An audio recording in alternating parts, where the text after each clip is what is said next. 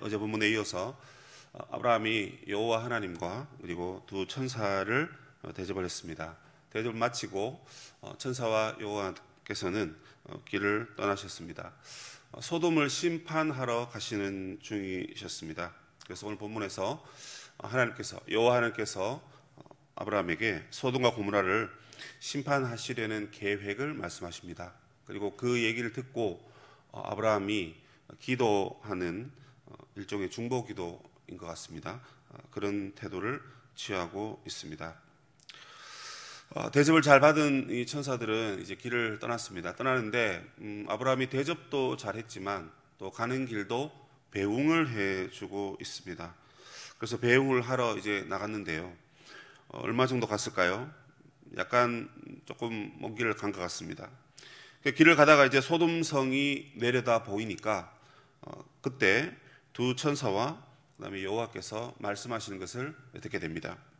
무슨 대화를 합니까? 이런 말씀을 하십니다.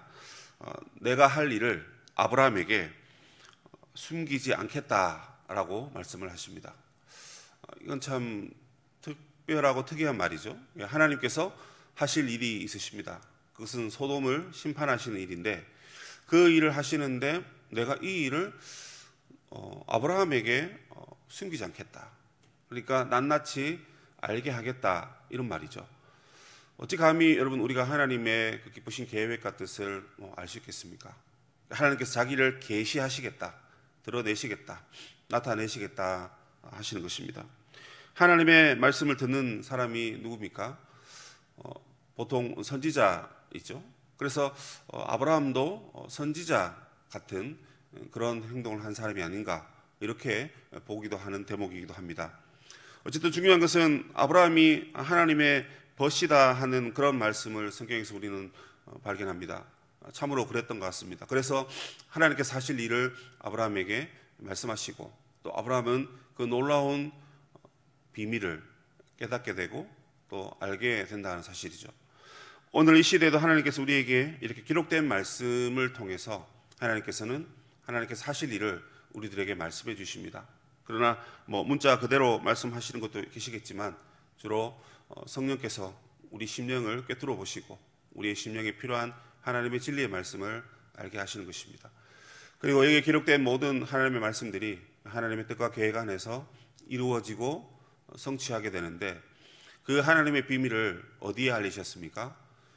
자기의 사랑하는 백성들과 하나님의 몸된 교회에 알리셨다 하는 것입니다. 그러므로 성도된 자들은 성경 말씀을 통해서 하나님의 진리의 말씀이 무엇인지, 어떠한 것인지, 우리를 위한 미래와 또 이 땅의 오늘 하루의 삶이 무엇인지 잘 귀담아 듣고 순종하는 것이 복된 삶인 줄로 믿습니다. 내가 할 일을 아브라함에게 숨기겠느냐? 숨기지 않겠다라는 것입니다. 그만큼 친밀한 관계였고 그만큼 중요한 얘기를 함께 나눌 정도로 우리가 우리의 모양과 우리의 형상을 따라 사람을 만들자, 성삼위 하나님께서 사람을 창조하실 때 그렇게 함께 이야기하시고 상의하셨습니다. 마치 그 자리에 아브라함이 있는 것처럼 아브라함에게도 숨기지 말자, 이 얘기를 하고 계시는 것입니다. 하나님의 친밀한 아브라함에게 앞으로 있을 일 두 가지를 말씀하십니다. 그 첫 번째는 무엇이냐면 이미 앞부분에서 여러 번 말씀했던 부분입니다. 그것은 이 아브라함에 대한 축복을 재확인시키십니다. 가장 먼저 나오는 게 창세기 12장이죠. 거기 1, 2, 3절에 나오는데 특별히 3절에 보시면 아브라함을 통해서 후손들을 통해서 모든 민족이 복을 받을 것이다, 그런 말씀을 하셨습니다. 여기서도 18절에 보면 그렇게 말씀하시죠. 아브라함의 후손을 통해 강대한 나라를 만들고 그리고 한 걸음 더 나아가서 그 나라 때문에 모든 민족이 복을 받을 것이다 해서 이 12장에 나오고 있는 말씀이 앞에도 여러 번 나오는데요. 거듭 하나님께서 약속을 확인시켜 주십니다. 아마 이 18장 앞부분에 이제 곧 아이가 태어날 것이다 약속 마지막으로 주시고 그리고 그 아이를 통해서 강대한 나라가 되고 그리고 모든 민족이 복을 받을 것이다 하는 이 약속을 좀 더 포괄적으로 설명하고 계시는 것으로 이해하면 됩니다. 그런데 여기에 여러분 덧붙일 내용이 하나 등장합니다. 그게 무엇입니까? 성경에 보시면 아브라함과 그의 후손이 의와 공의 또는 정의, 그래서 공평을 행하는데 사용될 것이다 합니다. 그런데 성경을 자세히 뚫어보시면 아브라함과 너의 자손들이 먼저 그것을 본받고 배우고 지키고, 그러니까 아브라함에게도 알게 하고 그 다음에 아브라함이 아브라함의 자손들에게, 자손이 또 자손들에게, 그래서 하나님께서 이 땅에 세우시려는 나라가 어떤 나라냐? 공의와 정의가 가득한 나라, 공평이 가득한 나라, 그 나라를 하나님께서 세우시겠다, 이런 말씀을 하십니다. 우리는 앞서 아브라함이 받은 복에 대한 이야기를 들었습니다. 내가 너로 복이 되게 하겠고 복의 근원이 되겠고 너 자체가 복이고, 그래서 너를 통해서 엄청 남들이 부러워하는 그런 복을 누리는 나라가 되게 할 것이다 들었습니다. 그 복이 무엇입니까? 우리가 생각하는 재물, 물질, 넓은 땅덩어리, 그것일까요? 그렇지 않는 것 같습니다. 오늘 여기서 말하는 복은 하나님이 다스리는 공평하고 정의로운 나라, 그것이 이 아브라함을 통해서 온 세계가 누리게 될 하나님의 복이다, 이렇게 여러분 말하고 있는 것입니다. 여러분, 이 말을 듣고 우리가 세상을 한번 살펴본다면 세상은 얼마나 공의롭고 정의로운 나라입니까? 그렇던가요? 법이 발달되고 사람들이 잘 살 수 있도록 우리에게 많은 혜택을 주고 있습니다.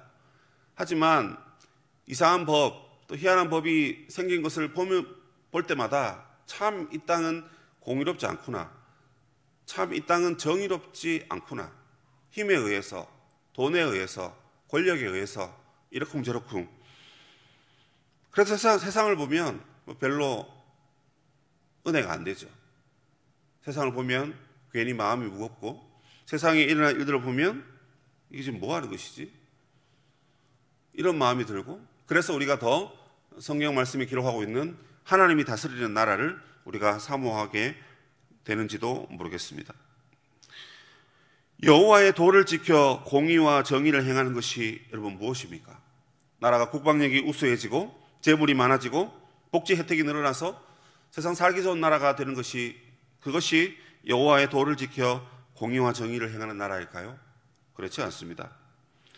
여호와의 도, 하나님의 말씀에 순종하여 하나님의 공의와 정의로움을 닮은 나라를 이 땅에 세우시겠다 하시는 것입니다.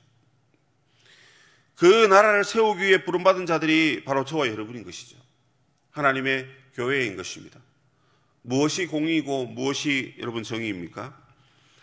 하나님 우리에게 공의로운 삶을 원하신다고 하셨습니다. 우리가 세워가야 될 나라이고 우리의 자녀들과 우리의 후손들에게도 가르쳐야 될 그런 나라입니다. 물론 소돔은 여러분 풍요로운 나라였습니다. 먹을 것이 많고 기름진 땅입니다. 하나님이 세우시는 나라가 그런 나라가 아니고 선을 행하고 악을 미워하고 약자를 돌보고 가난한 자들을 살피는, 뭔가 세상과는 좀 다른 것 같죠?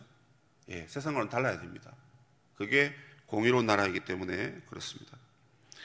그러면 우리는 하나님의 말씀에 순종하여 우리의 삶 속에 이 하나님의 공의 나라를 실현하는데 내가 어떻게 헌신하고 살아가야 될지, 또 무엇을 준비해야 될지, 어떤 모습을 우리는 담아내야 될지 우리 자신을 돌아보고 우리의 자녀들과 이 땅을 향하여 하나님의 뜻을 드러내는 그런 삶을 살아가야 할 줄로 믿습니다.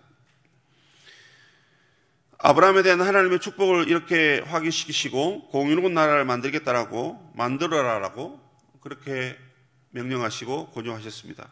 그리고 두 번째 말씀하신 것은 무엇이냐면 바로 소돔과 고모라의 심판에 대한 이야기입니다.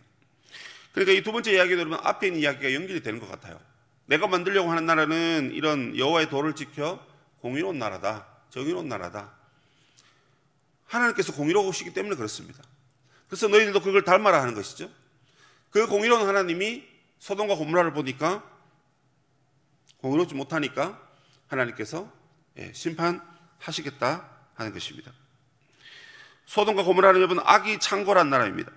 폭력과 성적 타락, 그리고 성경에 보면 불경건한 나라를 말할 때 등장하는 도시입니다. 하나님께서 친히 내려오셔서 재판권을 행사하시겠다는 것입니다. 심판 이전에 하나님의 공의로 재판하겠다, 그렇게 말씀하십니다. 이 계획을 들은 여러분 아브라함의 반응이 나옵니다. 뭐라 그럽니까? 아브라함은 하나님, 어찌 의인과 악인을 함께 멸하려 하십니까? 이렇게 묻습니다. 하나님 보시기에는 이 소돔 땅에는, 고모라 땅에는 의인이 없다, 이렇게 판단하시고 내려오셔서 직접 보시고 심판하시라고 하셨습니다. 그런데 아브라함이 보기에는 아닙니다. 하나님, 거기에 의인이 있습니다. 이런 식으로 얘기를 합니다. 아마 마음속에는 여러분 이 롯을 염두에 두고 말하는 것 같습니다. 그래서 50명에서 45명, 40명, 30명, 20명 한 번만 더 말하겠습니다 해서 의인 10명이라도 있으면 멸하지 마시옵소서. 그래도 멸하시겠습니까? 아니, 하나님이 공의와 정의를 위하신다면서요. 그런데 왜 의인이 있는데도, 있을 수도 있는데 그렇게 멸하라 하십니까? 그래서 하나님의 공의와 정의에 호소하는 기도를 했습니다. 그때마다 하나님이 어떻게 응답하셨습니까? 5번, 6번 응답하시기를 멸하지 않겠다라고 말씀하십니다. 그러니까 하나님이 공의로운 하나님이시고 그 공의로운 하나님께 의뢰를 했는데 하나님께서 그 이야기를 들어주신 것입니다. 의인이 있다면 정의와 긍휼을 베풀어 주시기를 간구했습니다. 하나님께서 매번 알겠다라고 그렇게 말씀하셨습니다. 10명까지 갖고 더 이상 내려가지 않았습니다. 유대인 사회의 공동체의 최소 숫자는 10명으로 보기 때문에 그 10명 밑으로는 별 의미가 없는 것이죠. 그래서 그 많은 사람들 중에 10명이라도 있으면 심판하지 말아달라고 그렇게 말씀하십니다. 그런데 19장에 가보면 심판을 받습니다. 의인 10명이 없었던 것입니다. 당시 여러분 이 소돔 성은 왕이 다스리는 성입니다. 그래서 성 안과 성 밖에 수많은 사람들이 살았을 것으로 추정을 합니다. 학자들이 소돔 성을 발굴을 해냈는데 최소 성 안에 3,000명, 그리고 성 밖에도 수천 명의 사람들이 살았을 것이라고 그렇게 추측을 했었습니다. 그렇게 따지면 여러분 이 50명도 사실 정말 작은 숫자입니다. 근데 거기에서 10명까지 내려갔는데 이건 얼마나 여러분 작은 숫자입니까? 거의 10명이 있다 해도 사실은 3,000명 이상의 수많은 사람들이 사는 동네에 의인이 거의 없다라고 말하는 것도 틀린 말은 아닌 것 같습니다. 아브라함의 기도를 통해서 알 수 있는 것은 하나님께서 의인과 악인을 함께 멸망시키지 않는다 하는 것입니다. 아브라함이 중보해서 멸망하지 않고 살리고 그런 내용도 중요한 내용이 되겠습니다만은 핵심은 하나님께서 의인과 악인을 함께 멸망시키지 않는다라고 하나님 그렇게 여러 번 답변하셨다는 것입니다. 그러면 여러분 이 땅에 이제 공의가 있으면 되는 겁니다. 세상은 악한 사람들이 항상 있는 법이니까요. 그런데 여러분 이 악한 세상을 구원하기 위하여 살기 위하여 하나님의 공의가 있으면 되는데 문제는 우리가 로마서도 지난 여름에 배웠듯이 이 땅에 하나님이 인정할 만한 그 의가 어디 있냐 하는 것입니다. 없죠. 제 자신을 봐도 의롭지 않고 여기 앉아 계신 여러분들이 여러분들 자신을 스스로 비추어 보셔도 내가 참 의롭지 않구나, 더군다나 공의롭지 않구나, 그런 생각을 할 수가 있을 것입니다.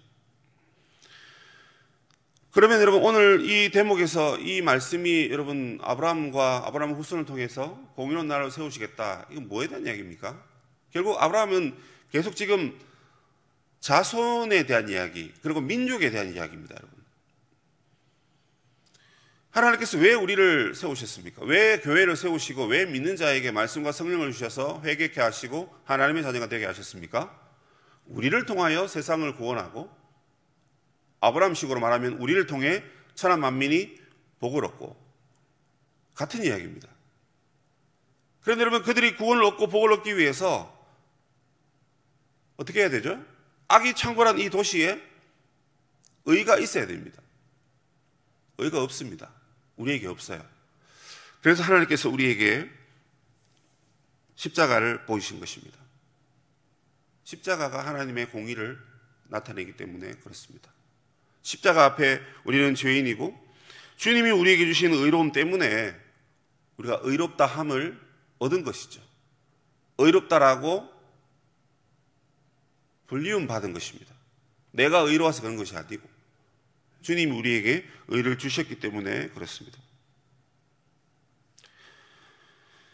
그러니까 아브라함은 하나님께 요구하는 게 그것입니다. 하나님은 의만 있으면 심판하지 않으시잖아요. 오늘 이 세상을 보더라도 얼마나 악이 많습니까? 그런데 하나님, 우리 안에 만약에 의가 있다면 이 세상을 심판하시기보다는 긍휼히 여기시고 불쌍히 여기시고 용서해 주시고, 하나님 그런 하나님이 아니십니까? 이 기도가 우리의 심령 가운데서도 울려 퍼져야 한다는 것입니다. 그런데 우리는 의가 없고 우리 안에 하나님 주신 예수 그리스도의 의만이 이 기도를 여러분 가능케 하는 것이 아닌가, 그런 생각을 하게 됩니다. 누가 여러분 이 땅에 공의를 세울 수 있습니까? 하나님이시죠. 하나님 누구를 통해서 그 공의를 세우십니까? 예수 믿고 성령을 알고 하나님 말씀에 비추어 하나님의 의를 드러내려고 하는 믿는 신자와 교회를 통해서 하나님이 이 땅에 공의를 세우시려고 합니다. 인간 사회에 여러분, 우리가 아마 죽기 전까지 이 땅이 참 공의롭다, 정의롭다 그런 소리를 들으면 좋겠는데 아마 그렇지 못할 것입니다. 하나님만 의로우시고 하나님이 세우시는 나라만 정의롭기 때문에 그렇습니다. 그러나 단 한 가지 우리에게 희망이 있는 것은 예수 그리스도의 은혜와 능력이 머무는 사람, 성령의 인자와 자비하심이 머무른 그 하나님의 교회는 하나님의 의로움, 하나님의 공의를 여러분 이 땅에 세울 수 있다는 것입니다. 사랑하는 우리 성도 여러분, 하나님께서는 아브라함과 그 후손들이 하나님의 공의를 나타내는 나라로 세워지길 바라셨습니다. 그 결과가 바로 예수 그리스도 안에서 세워진 하나님의 교회인 것입니다. 교회 안에는 여러분 하나님의 공의가 가득합니까? 교회 안에는 하나님의 정의가 여러분 가득한가요? 교회 밖은 어떻습니까? 교회 안인 우리가 먼저 이 하나님의 의를 사모해야 할 것입니다.